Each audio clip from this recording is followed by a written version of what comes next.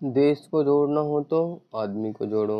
एक दिन एक विद्यार्थी एक संत के पास गया और उस संत को प्रणाम करके उसके निकट बैठ गया।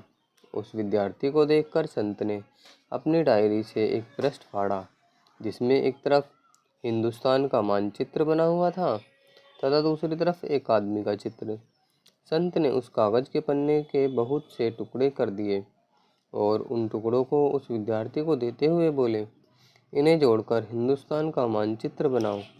वह विद्यार्थी उन टुकड़ों को बहुत देर तक जोड़ता रहा, लेकिन हिंदुस्तान का सही मानचित्र बनाने में नाकामयाब रहा। तभी वहां उस संत के साथ में रहने वाला एक युवक आया। वह युवक कुछ देर तक उसी विद्यार्थी की कार्यवाही को देखता रहा।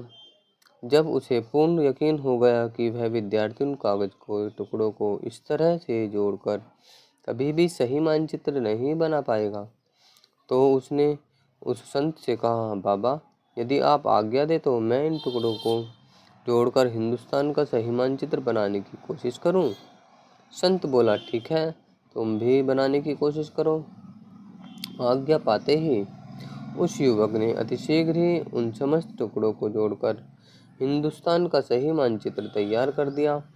मानचित्र को देखकर संत, जो विनोबा भावे जी थे, ने पूछा, तुमने इतनी शीघ्रता से यह काम कैसे कर दिया? वह युवक बोला, बाबा, आपने जिस पन्ने को टुकड़ों में फाड़ा था उस पर एक और हिंदुस्तान का मानचित्र था तथा दूसरी ओर एक आदमी का चित्र बना हुआ था।